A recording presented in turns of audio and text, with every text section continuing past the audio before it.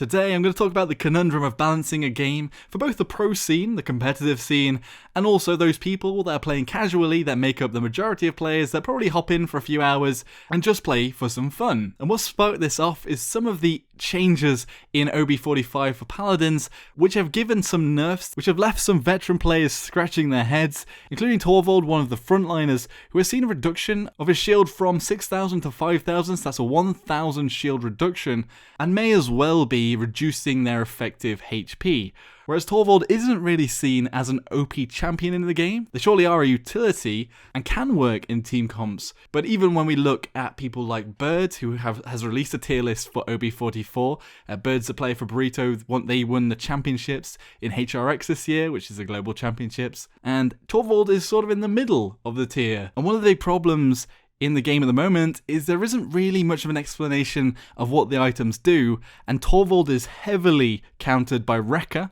the card that amplifies damage against shields, and a Drogos, a Charlene, or any damage dealer really with a Rekka can pin that Torvald down and counter them. But in more casual games and games where people have played the game less, they're not necessarily aware of what the cards do, and there isn't a great explanation for it and who they counter and who they're good against. But I'm going to talk about that a bit later as well. And the other champion, of course, is something that's a bit controversial actually. A lot of people on my last video about the OB45 changes for Maeve said, so basically, throw Maeve in the bin, we hate Maeve. I think she definitely was a pub stomper, but again, in competitive games, she wasn't really being picked up. She wasn't necessarily terrible, but the thing is with aim, as it scales upwards and also situational awareness that you gain from lots of games and knowing the map, Maeve got worse and worse. And hi-rez in OB45 have basically nerfed almost every ability she has, and a lot of us have seen that as heavy-handed, and not necessarily everything needed to go through, even if she needed to be tweaked a little bit,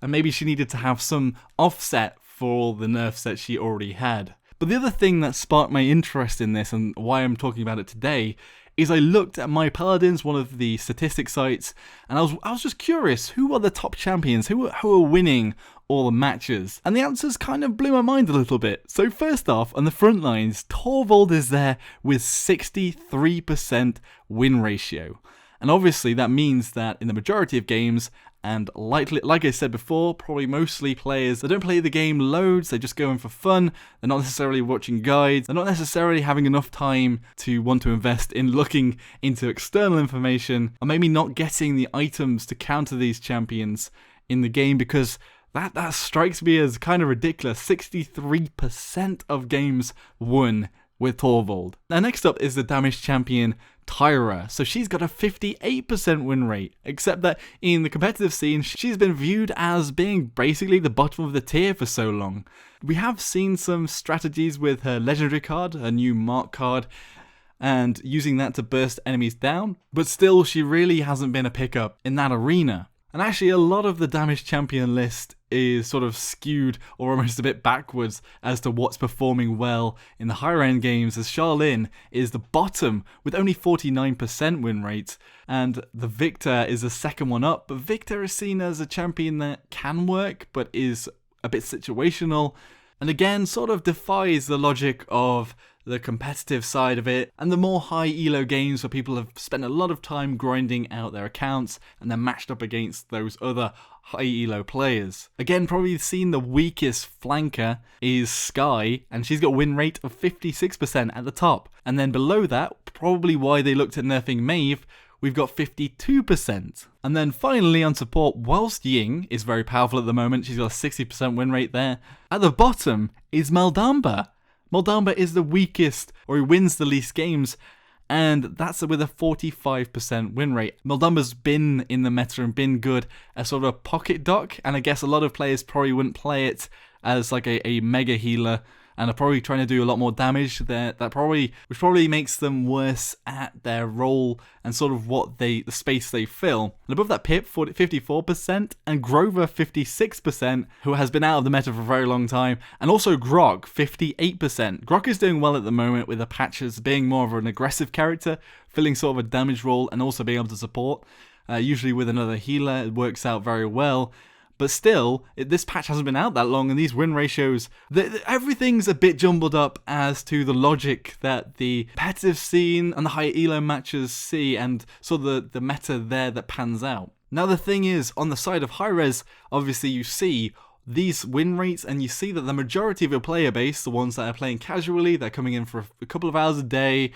are playing these games and are coming up against, say, a Skye and having a lot of trouble dealing with them, or a Maeve, or a Tyra, or a Torvald. Now, the easy option is just to nerf them, but if you nerf them for the lower skill players, then that's knock-on effects the higher skilled play and the competitive scene, and often changes the meta and completely makes champions unviable. Like, Skye is such a situational pick and isn't really worked into any builds, and I haven't seen her for a very long time unless there's some sort of pocket meta where she sort of, I don't know, goes in with the pip chickens maybe to ulti on the same time, or something like that, maybe an Eevee Blizzard to get people all on a point, or to break up a tank meta, but I don't even think she's even that great at that. And like I said before, a lot of it plays into the sort of game knowledge and partly on the item builds, and you see it so often when you're match made, and especially if you've played Survival recently, as your elo starts again at 0, you'll notice a lot of players picking up items like Deft Hands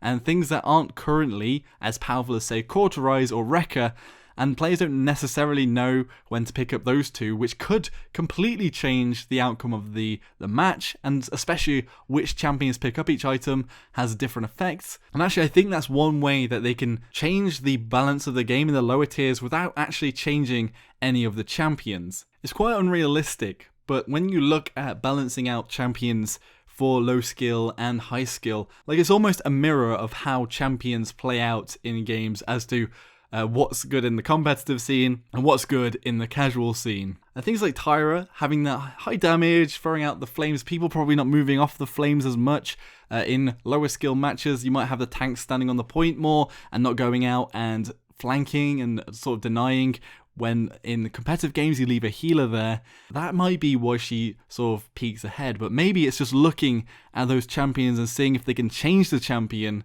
altogether, because they're just generally not working. A, they're not working in the competitive scene, and B, they're not working in the casual scene because they're just overperforming too much. I personally think there's actually a bit of a problem and sort of friction between the competitive and the non-competitive scenes, and how one knocks onto the other one, and often means that only so many champions are viable in a lot of casual games, and then only so many champions are viable in competitive games. Another thing to mention is that a lot of the top champions in each of the roles aren't projectile-based champions. And I think this is another important point to take into consideration, and that projectile-based champions are just generally harder to aim with, harder to compensate for the drop-off for newer players, and players that don't necessarily have good aim, even with the massive hitboxes. And in some ways, I think that in lower skill tier games, that the sort of hit scan weapons are outperforming the projectile-based weapons. But then there is a problem if you sort of tightened up the hitboxes of the hit scan champions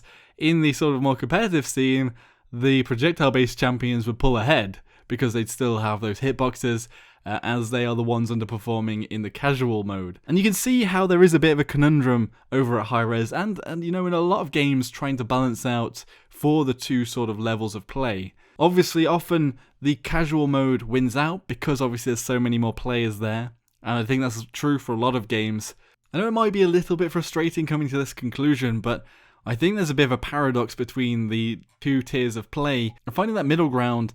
is quite difficult. And whilst personally I think that they should always lean towards the competitive side, because that's always where the potential for a champion to play their best is going to be seen, but you can't ignore your wider player base and just how their games play out. Now, mainly I think the way forward is giving more information on cards and on counters, and maybe looking at sort of giving some information of what champions counter each other, maybe more information about that, about what sort of lineups work, as perhaps the reason why we've got so many high win ratio Torvalds. Personally, I think the way to go forward with the balancing of champions that are in this sort of weird situation where they're just trash in competitive and then absolutely killing it in casual is changing it so that these champions are harder to use but have more payoff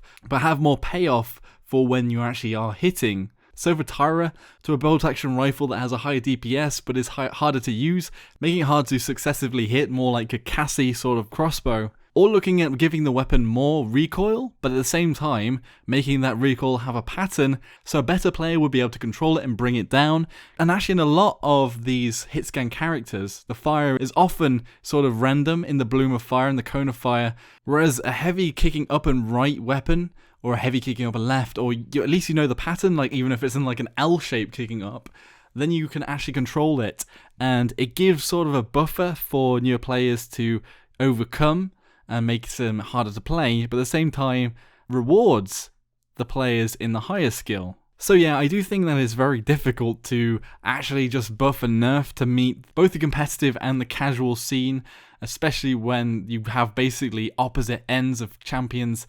playing better or worse. And it's not exactly bad on hi-rez side to want to not to want to make the casual side have champions that just overperform, because that's the majority of their player base right there. But at the same time, killing the competitive scene kills off the sort of esports side and the side that maybe takes the game into a further life and makes the game more exciting to get better in and keep playing, because you know you might be able to enter that scene eventually. And like I said, there are some tweaks to giving more information to newer players, so buffing people in their knowledge so that they can be more towards the level of the competitive players just in the knowledge, but also maybe making some of the mechanics of the weapons and the things that make champions easy to play, just basically a lot of automatic champions and hitscan champions have patterns and sort of strategies you have to overcome, but they work better and pay off more if you can overcome those strategies, which high skill players might be able to take advantage of. Anyway, what does everyone else think about this sort of balancing conundrum? How would you balance the game to meet both of the sort of camps and the sides of players?